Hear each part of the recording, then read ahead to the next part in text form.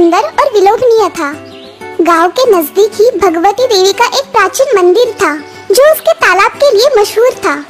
हर पूर्णिमा के दिन वहां पर उत्सव होता था जिसमें सभी गांव वाले शामिल होते थे। जय देवी जय भगवती माते हो, जय अम्बे माते, तेरी ममता का महिमा हम सब है गाते।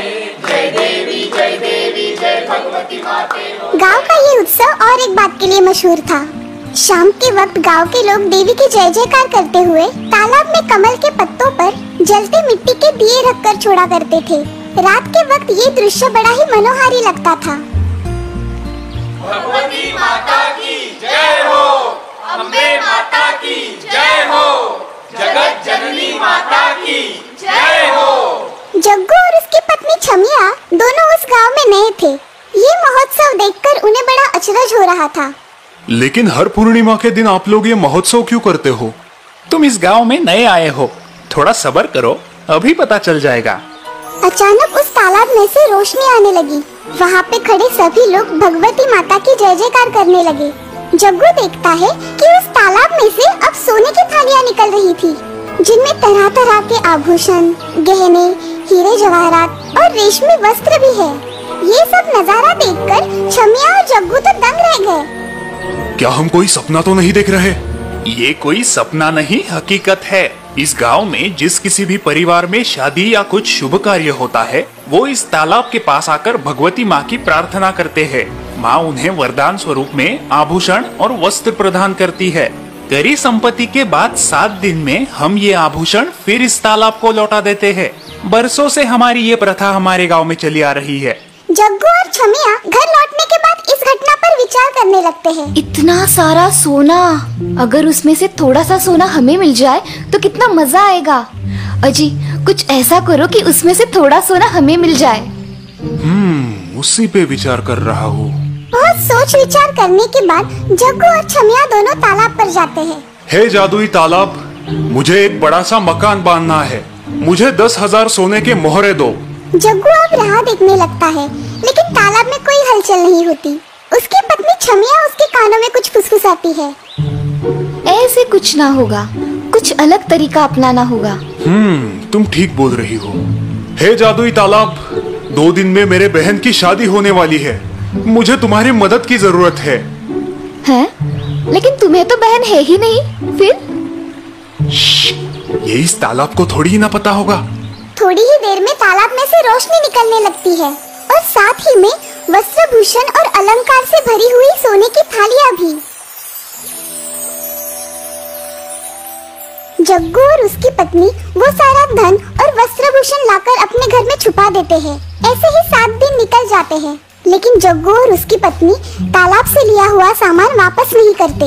अब तालाब के पानी का रंग बदलने लगता है। सारे गांव में ये बात फैल जाती है। सब गांव वाले तालाब के किनारे जमा हो जाते हैं जिनमें जग्गू और छमिया भी है। कुछ तो गड़बड़ है। लगता है किसी ने तालाब से लिया हुआ सामान वापस नहीं किया है। जिस किसी ने भी ये अपराध किया है वो खुद ही अपना अपराध कबूल कर ले, वरना इस गांव की प्रथा तो आपको मालूम ही है। गांव की प्रथा? अब ये क्या झंझट है। ठीक है, अब सभी गांव वालों को एक एक करके इस तालाब में उतरना है। तालाब में उतरना है? वो क्यों भाई? ये एक जादुई तालाब है। जिस किसी ने भी इस तालाब से सामान चोरी किया है, जैसे ही वो इस तालाब के पानी में उतरेगा, इस तालाब का पानी उबलने लगेगा। पानी उबलने लगेगा? अरे पर तुम क्यों इतने घबरा रहे हो? मैं अपराधी की बात कर रहा हूँ, तुम्हारी नहीं। सभी लोग अब एक एक करके तालाब में उतरकर बाहर आने लगते हैं।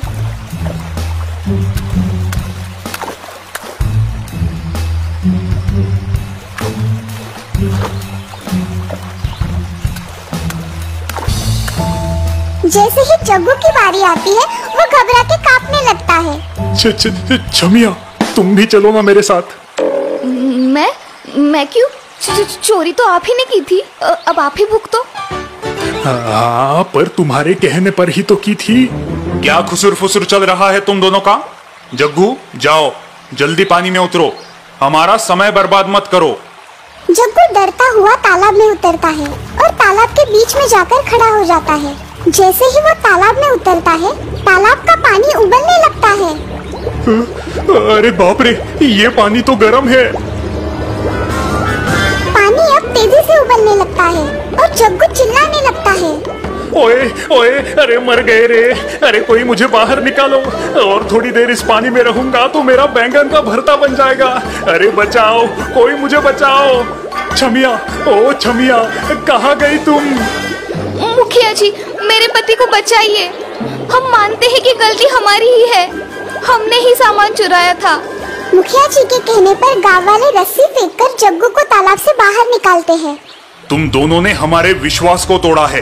अब तुम दोनों इस गांव में नहीं रह सकते। तुम्हें इस गांव से निष्कासित किया जाता है।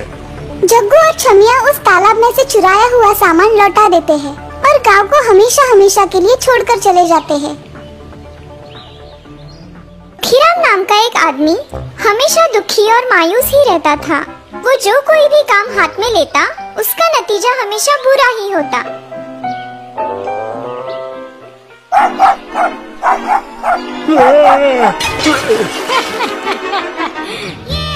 मजा आ गया, मजा आ गया।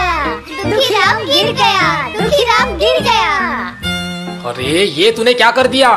कल ही मैं ये हंडे बाजार से खरीद लाया था। एक काम तुमसे ठीक से होता नहीं है दुखीराम। अब इस नुकसान की भरपाई कौन करेगा? जी मालिक, मेरी तनख्वाह से काट लेना। तेरी तनख्वाह? नहीं बाबा, तुझे झेलना हमारे बस की बात नहीं। जो भी काम हाथ में लेता है उसका सत्यानाशी होता है। तू निकल यहाँ से, चल निकल। बेचारा दुखीराम निराश होकर वहाँ से निकल जाता है। वो अपने आप को कोसने लगता है। ये भी कोई जिंदगी है? कुछ भी ठीक नहीं हो रहा है। सभी लोग मुझे बुद्धू और बेवकूफ समझते हैं। हर कोई मुझे टोकता है, कोसता है। ऐसी जिंदगी से तो मरना ही बेहतर होगा। दुखीराम ऐसा सोचते हुए जंगल में आ पहुँचता है। वो देखता है कि एक बड़ा सा जलप्रपात पहाड़ों से नीचे गिर रहा है। वो उस पहाड़ की चोटी तक पहुँचता है। मेरे इस दुखी जीवन का अंत करना ही उचित होगा। दुखीराम उस पहाड़ की चोटी से नीचे कूदने का मन बना लेता है कि तभी किसी की आवाज उसके कानों पर पड़ती है। अरे रुक जाओ बेटा, रुको। अरे ये तुम क्या करने जा रहे हो? मुझे मत रोकिए साधु महाराज। मैं अपने इस दुखी जीवन का अंत करने जा रहा हूँ। तुम्हारे जीवन में जो भी परेशानी है मैं उसे दूर कर सकता हूँ। क्या सच में? मेरे साथ आओ बेटा। साधु दुखीराम को अपने साथ अपने आश्रम में ले आता है। इस जलप्रपात को देख रहे हो? ये कोई मामूली झरना नहीं है, ये एक जादुई झरना है। जादुई झरना? हाँ, जादुई झरना। पूर्णिमा के दिन इस झरने में एक दिव्य शक्ति का प्रवेश होता है। उस दिन पूरा चांद निकलने पर जो भी इस झरने में 3 डुबकियां लगाता है, उसे अलौकिक ज्ञान की प्राप्ति होती है, जिससे उसका पूरा जीवन सुखमय बन जाता है। और तुम बड़े ही भाग्यवान हो, क्योंकि आज का भी पूर्णिमा का ही दिन है। आज आधी रात को तुम इस झरने में 3 डुबकियां लगाना, तुम्हारा जीवन सफल हो जाएगा। साधु बाबा की ये बात सुनकर दुखीराम हर्षित हो जाता है। वो बड़ी उत्सुकता से रात होने की राह देखने लगता है।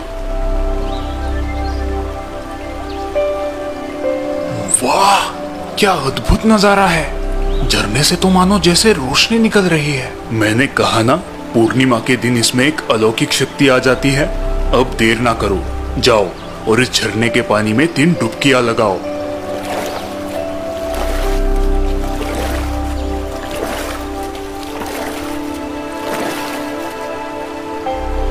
दीर्घायु भव।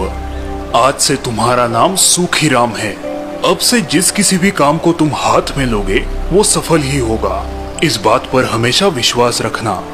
साधु को प्रणाम कर अब दुखीराम फिर से गांव लौट आता है। वो एक कपड़ों की दुकान में काम करने लगता है। ये साड़ी खास कश्मीर से मंगवाई है, जरा इसकी कारीगरी तो देखिए। दीदी, आपकी शादी में जब आप ये साड़ी पहनोगी ना, तो दूल्हे राजा आप पे लट्टू हो जाएंगे, कह देता हूँ। आप भी ना सुखी दादा। अरे शर्माओ नहीं बहन, अब मुझे भाई कहा है तो झूठ थोड़ी ना बोलूंगा आपसे। सुखीराम की इन बातों से वो ग्राहक खुश होकर साड़ी खरीद लेती है। बहन, शादी में बुलाना मत भूलना। भला आपको कैसे भूल सकती हूँ। सुखीराम सभी ग्राहकों से ऐसी ही मीठी मीठी बातें करता था। थोड़े ही दिनों में उस दुकान में ग्राहकों की भीड़ होने लगी। दुकानदार सुखीराम के काम से बड़ा ही प्रसन्न था। सुखीराम, जब से तुम जंगल से लौट के आए हो बहुत ही बदल गए हो। पहले तो तुमसे एक काम ठीक से ना होता था और अब ये इतना परिवर्तन कैसे हुआ भाई? आखिर राज क्या है?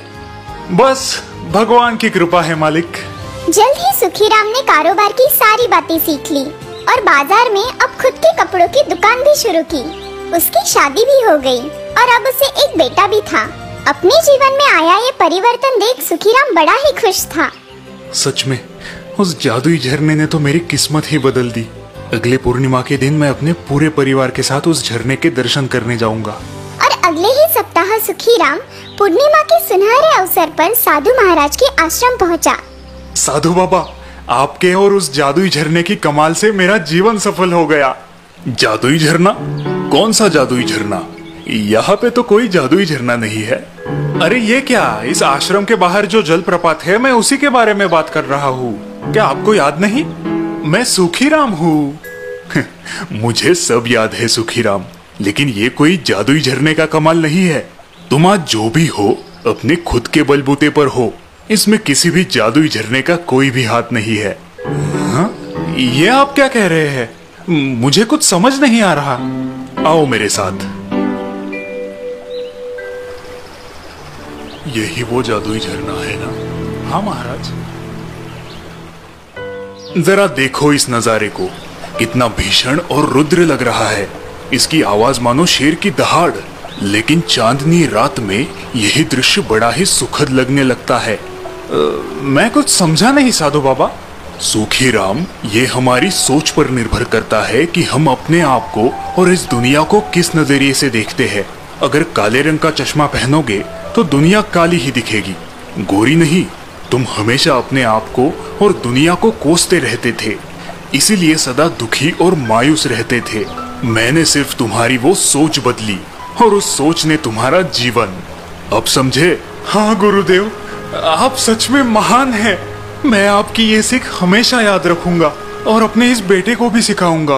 उस दिन से जो भी ग्राहक सुखीराम की दुकान में आता, दीवार पर टंगी एक तस्वीर उनका ध्यान खींच लेती, जिस पर लिखा था, अपनी सोच बदलो, दुनिया बदलेगी।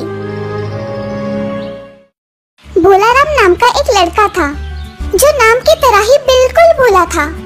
स्कूल में कुछ बच्चे उसके इस भोलेपन का फायदा उठाते थे। हाँ, आज तो भोलू के डिब्बे से बड़ी अच्छी खुशबू आ रही है। चलो देखते हैं। अरे वाह, मोतीचूर के लड्डू। हाँ, ये मेरी माँ ने अपने हाथों से बनाए हैं। ले लो, तुम भी ले लो। वाह, मजा आ गया। ये लो, कल और लड्डू लेके आना। हाँ हाँ, जरूर लाऊंगा। क्लास खत्म होते ही सभी बच्चे अपने अपने घर निकलते हैं, लेकिन तभी जोरों की बारिश शुरू होती है। एक लड़की की रोने की आवाज भोलू के कानों पर पड़ती है। वो उस लड़की के पास आता है। क्या हुआ चबीली, तुम क्यों रो रही हो? मेरा छाता किसी ने चुरा लिया, अब मैं घर कैसे जाऊंगी? रो मत, तुम मेरा छाता ले लो। तुम सच में कितने अच्छे हो भोलू। देखा, मैंने कैसे चबेली का छाता चुरा लिया, किसी को पता भी नहीं चला। बेचारी, अभी तक अपना छाता ढूंढ रही होगी।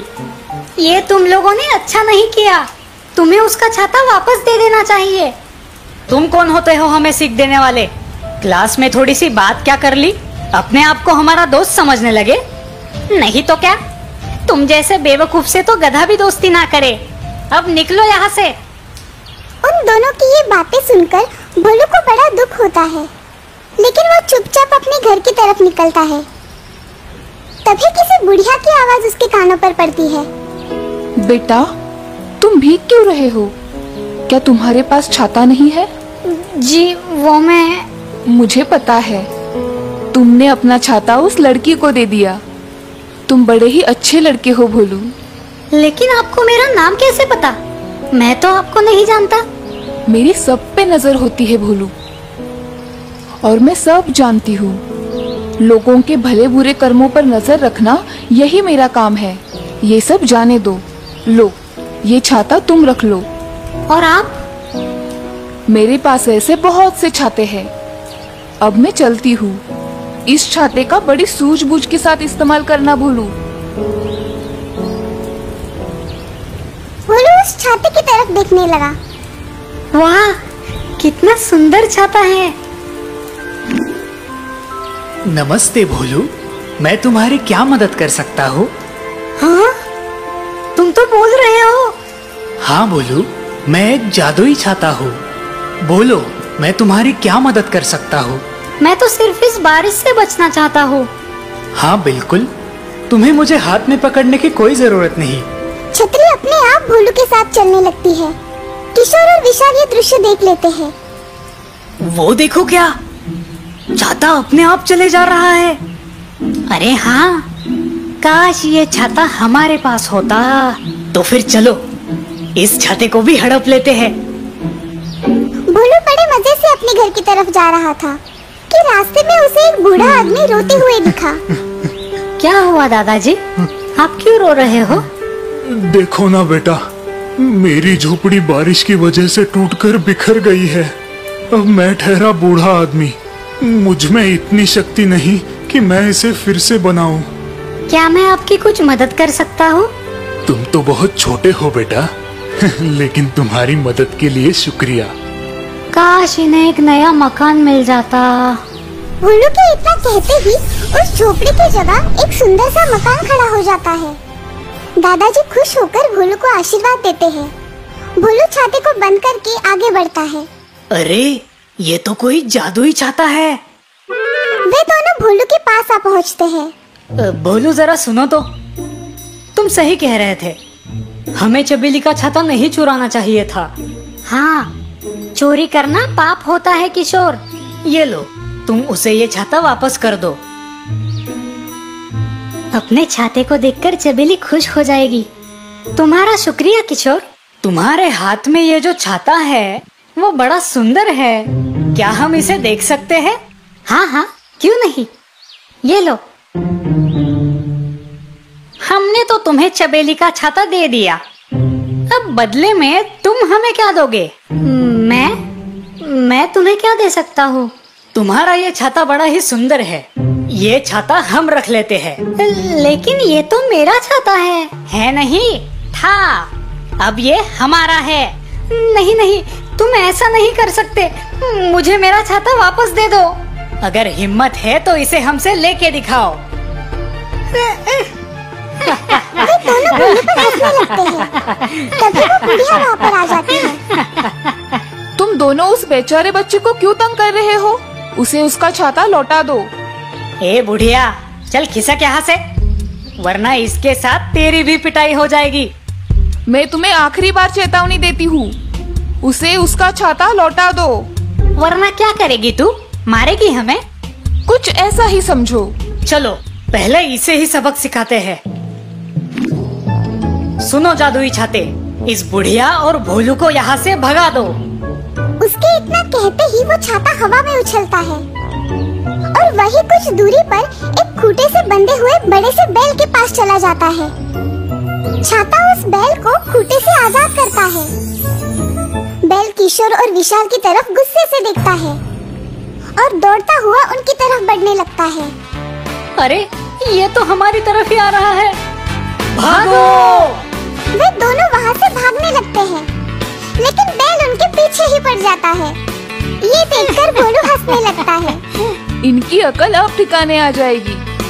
भोलू, तुम अच्छे लड़के हो, लेकिन इतना भी भोलापन अच्छा नहीं जिससे अपना ही नुकसान हो, समझे? जी दादी माँ, मैं ये बात हमेशा याद रखूंगा। बुढ़िया वो छाता फिर से भोलू को दे देती है और भोलू मुस्कुराते हुए अपने घर की तरफ निकलता है। तो दूसरी तरफ, अरे बचाओ, बचाओ।